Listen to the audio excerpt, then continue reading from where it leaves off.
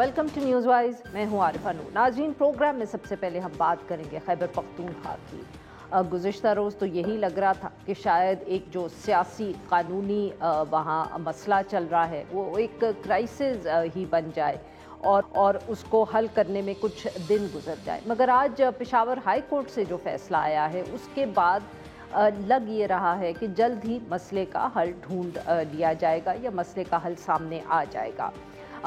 मामला शुरू हुआ था ऑब्वियसली जब अली अमीन गंडापुर साहब ने इस्तीफ़ा दिया और पाकिस्तान तहरीक इंसाफ जिनकी हुकूमत है खैबर पख्तूनख्वा में, उन्होंने एक नए वज़ीर आला का इंतखाब जो था वो करना था। उस पर सवाल उठ गए हर तरफ से कि ये कर भी सकते हैं कि नहीं। गवर्नर साहब जो थे पहले उन्होंने सवाल उठाए अली अमीन गंडापुर साहब के इस्तीफ़े के हवाले से, और उसी वजह से जब नए वज़ीर आला का इंतखाब हुआ पार्लियामेंट में गुज़िश्ता रोज़ प्रोविंशियल असेंबली जो थी, तो अपोजिशन ने वॉकआउट किया। उसके बाद मामला था उनके हल्फ लेने का, जिस पे पाकिस्तान तहरीक इंसाफ कोर्ट चली गई गुज़िश्ता रोज़ ही इलेक्शन के बाद। आज वो chief justice Peshawar high court जो थे उन्होंने इस सारे मामले को आज सुना, और जो हल्फ का मामला था उस पे उन्होंने एडिशनल अटॉर्नी जनरल से बात भी की, जिन्होंने अदालत को बताया कि गवर्नर सरकारी दौरे पे गए हुए हैं, कल जो है वो वापस आ जाएंगे। तो चीफ जस्टिस साहब ने पूछा कि गवर्नर साहब का इस हल्फ के बारे में क्या ख्याल है। तो अटॉर्नी जनरल ने उन्हें बताया कि वो इंतज़ार कर रहे हैं, वो चाहते हैं कि वो अली अमीन गंडापुर साहब से बात करें उनके इस्तीफ़े की मंजूरी के हवाले से और फिर आगे मामले को देखें। चीफ जस्टिस साहब ने ये भी पूछा कि गवर्नर साहब की रजामंदी जो है वो है हल्फ बर्दारी के हवाले से, जिस पे अटॉर्नी जनरल ने कहा कि गवर्नर साहब इसका फ़ैसला करेंगे। उनकी तरफ से गवर्नर साहब की तरफ से जो लॉयर थे आमिर जावेद एडवोकेट साहब, उन्होंने भी कहा कि गवर्नर साहब के लिए इंतज़ार किया जाए, वो कल आ जाएंगे और ये फ़ैसला हो जाएगा। जिस पे अदालत ने जो था वो फ़ैसला महफूज किया, मगर उसके बाद फ़ैसला ये सुना भी दिया आज के आज ही, जिसमें अदालत ने कहा कि गवर्नर खैबर पख्तूनख्वा को मुंतखब जो वज़ीर आला है सुहेल आफरीदी साहब, उनसे बुध के दिन 4 बजे तक हल्फ ले लेना चाहिए, और नहीं लिया तो स्पीकर ये ज़िम्मेदारी पूरी कर सकते हैं। मगर ये वाहिद केस नहीं है, अपोजिशन जमातों की तरफ से भी केस है, सवाल उठा रहे हैं जो पिटिशन्स हैं कि सवाल उठा रहे हैं चीफ मिनिस्टर साहब की जो इलेक्शन की हम कह सकते हैं प्रोसेस हुआ है प्रोविंशियल असेंबली में।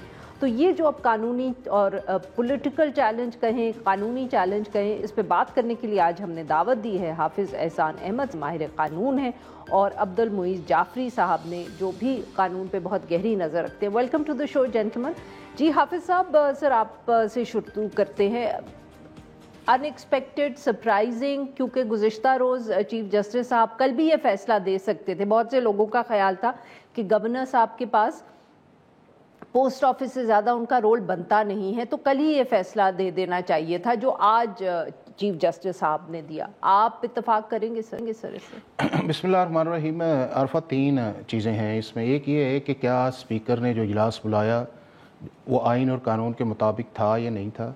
दूसरा सवाल ये है कि क्या गवर्नर जो आर्टिकल 130(8) के नीचे जब तक रिज़ाइन को एक्सेप्ट नहीं करता, क्या वो रिज़ाइन जो है वो ऑटोमेटिकली डीम्ड एक्सेप्टेंस में जाएगा और उसके बाद एक ऑटोमेटिकली उसको डी नोटिफाई किया जाएगा, और ऑटोमेटिकली जो कैबिनेट है जो आर्टिकल 105 के नीचे बनती है वो ऑटोमेटिकली डिज़ोल्व हो जाएगी। और तीसरा ये है कि अगर गवर्नर जो है वो डिले करता है जिस तरह इस केस के अंदर आया है, तो क्या आर्टिकल 255 जो है, चूँकि आर्टिकल 255 आरफा वो है कि जो पाकिस्तान की जो 26वीं आइनी तरमीम आई है, जिसके ऊपर हमने बहुत बातें की हैं कि ये रात के अंधेरे के अंदर आई है, इसके अंदर किसी की कंसल्टेशन नहीं थी। आज पीटीआई ने आर्टिकल 255 जो अमेंडेड 26वीं आइनी तरमीम था उसको इन्वोक करके कहा है कि पाकिस्तान की अदलिया आज़ाद है।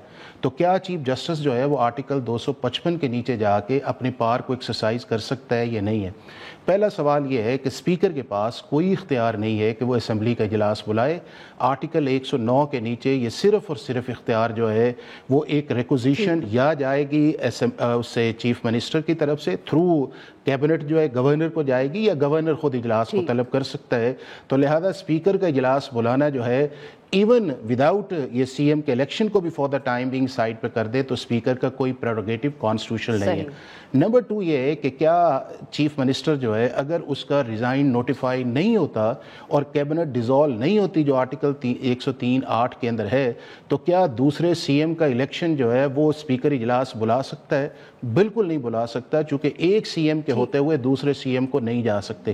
تیسرا جو امپورٹنٹ یہ ہے کہ آرٹیکل 255 وہاں پہ انووک ہوتا ہے کہ جہاں کے اوپر آپ کا ایک کانسٹیٹیوشنل لیگل پروسیس مکمل ہو اور وہ ادارہ جو ہے یا شخص جو ہے یا انسٹیٹیوشن کا ہیڈ جو ہے وہ اس کو نہ کرے. آپ کو یاد ہوگا کہ ریزرو سیٹس کے اندر ایک سیکنڈ سپریم کورٹ کی ججمنٹ آئی، اسپیکر کو لیٹر لکھا، الیکشن کمیشن کو کہا گیا لکھا، اسپیکر نے ریفیوز کیا اور اس کے بعد چیف جسٹس کے پاس گئے تو چیف جسٹس نے کہا کہ چونکہ اب وہ سارا پروسیس مکمل ہے، ججمنٹ آ چکی ہے تو اب گورنر اس کا اوتھ لے.